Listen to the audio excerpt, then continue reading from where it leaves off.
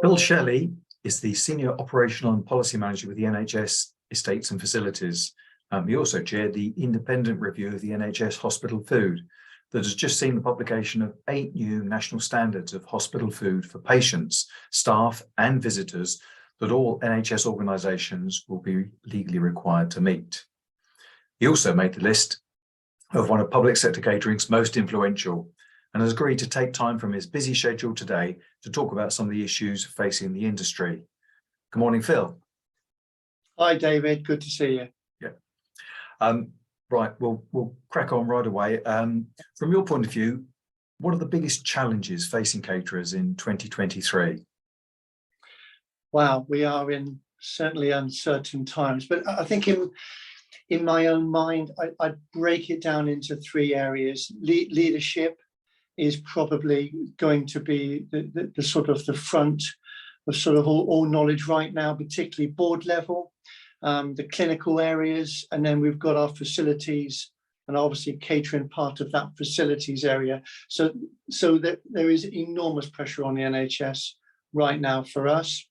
And that's when leadership is often seen at its best and at its worst, but I think we all have a part to play to ensure that our ambitions are met. I listened to a few words that Nick Vardis said, and it's so important that he shared around the skills of our workforce, and particularly in the NHS when we have to think around the food safety element, the nutritional balance of our menus. Of course, we have specialist diets, which are a real skill and probably sometimes undermined, and our cost controls, which we all know has a part to play. And then the other part, which I think is more important than ever, is around our teams. So we need appropriate workforce strategy. Therefore, who are our future leaders? Who are our chefs and our apprentices that we can bring in? What about opportunities for our teams?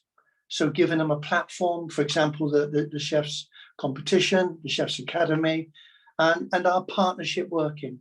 So how do we mentor new people come into the NHS, people that have been there for a long time, and there are so many changes taking place, they need to be supported. Our supplier conversations, incredibly important to keep that going, and how we look at our trust and our NHS colleagues across the 4 nations.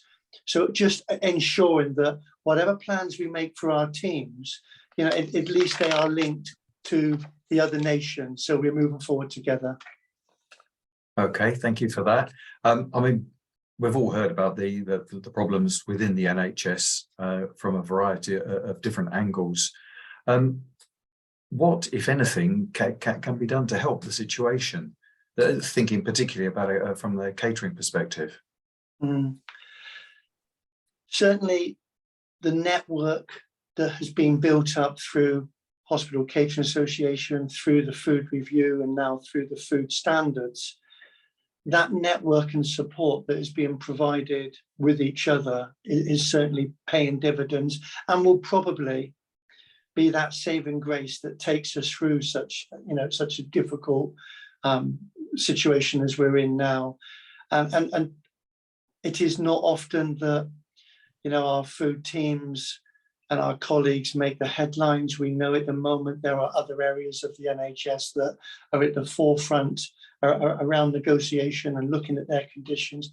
But it is so important to understand it is not only nurses and doctors in the NHS. We have got a lot of supporting teams that, the world cannot turn in the NHS without our cleaners, our porters, our caterers. So we have a really important role to play.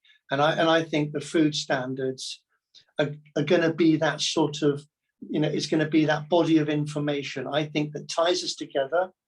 And hopefully it will increase our conversations with each other to ensure that we are all in the right place, because the food standards came out early November. They need to be in a pretty solid position by early May this year. So therefore, those conversations are taking place, being led by our food expert panel, of course, and our exemplary sites. how do we get ourselves in the best position possible? Okay, you've mentioned the hospital food standards. Obviously, they sound great, Mm. and I suppose part of your role now is helping to make sure that they are fulfilled at every trust. How are you going to go about that particular piece of work?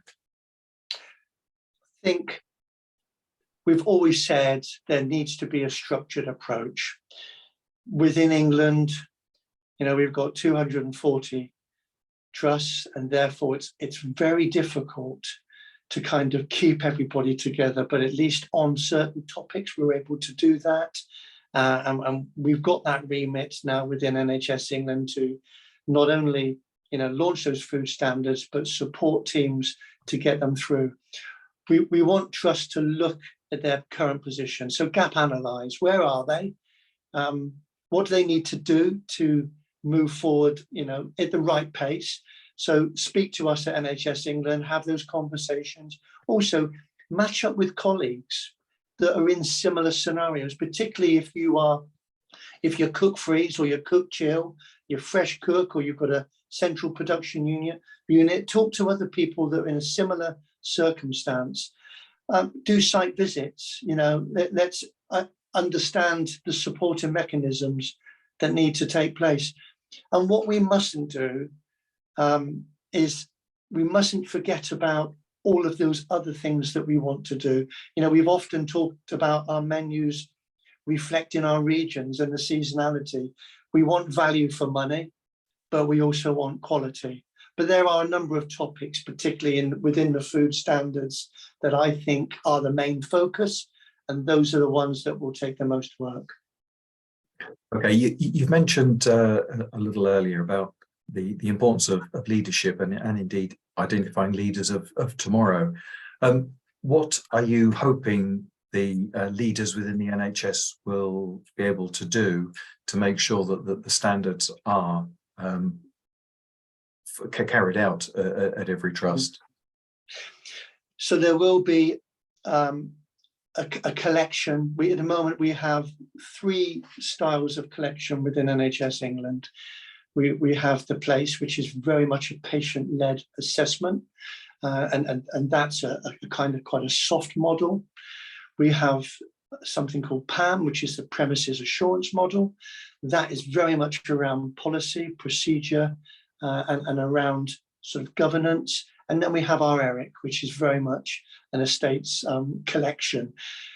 There will be ways that we will collect data, but I think through PAM as well, we will look at that softer side to understand not only where are people, but actually what do they need over the coming months to ensure they have the support mechanisms in place. So it's not just about facts and figures. I think hard FM is very black and white. Soft FM, there's a lot more grey, and we need to understand, why are they in that position? Why are they not moving forward? So where can we step in and help? So the visits, we have a set agenda for visits. There's 6 of us in the team now, and we're all doing those visits. We're monitoring together, and we're pulling that together on a database. So just building up that sort of, that catalogue of where trusts are and how we can step in when necessary. Okay, thank you.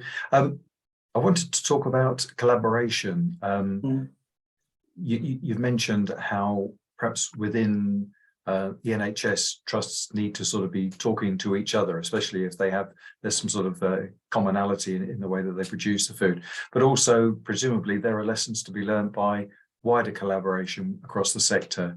What's your view on that? It's never been as important as it is now. We know that other standards, like around the buy-in standards, we know they're under pressure.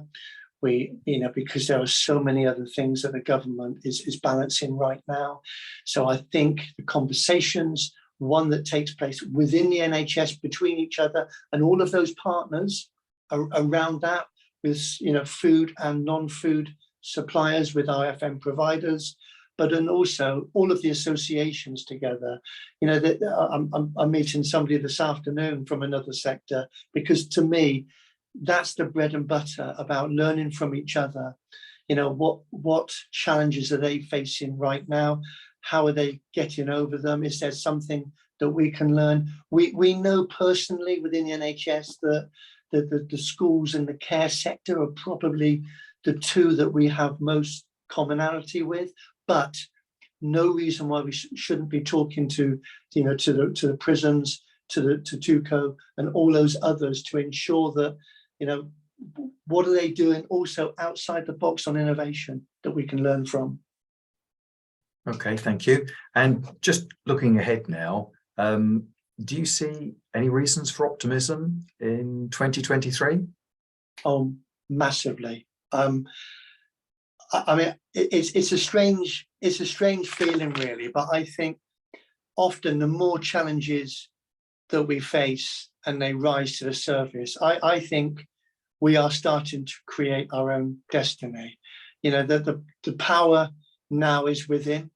It's with our chefs, it's with our leaders, it's with our partnerships. It's also in our mindset. You know, there is a culture change that's taking place, and our teams are at the forefront of that. Yes, we are under enormous pressure. Our workforce need to start to shape the future of where we're going. Our partnership working needs to continue and needs to increase.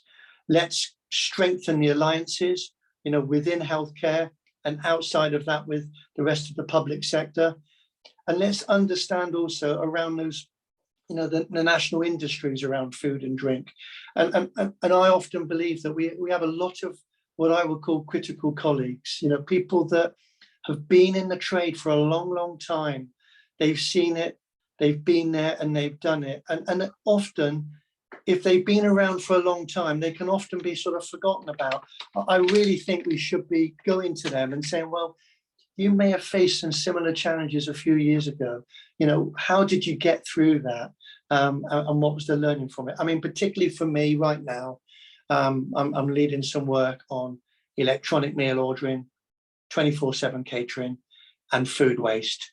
They will be three areas that will be part of the collection. And those three areas have a massive impact on our patients, the way we support them through the food ordering, on our staff, the way we feed them around the clock, and on our financials, where we are throwing away a lot of food waste. And working with teams like WRAP, we can get to grips with that, linking in the Hospital Catering Association to ensure that we make some headway for the first time. Phil Shelley, thank you very much for your time today. It's a pleasure, David. Good to see you.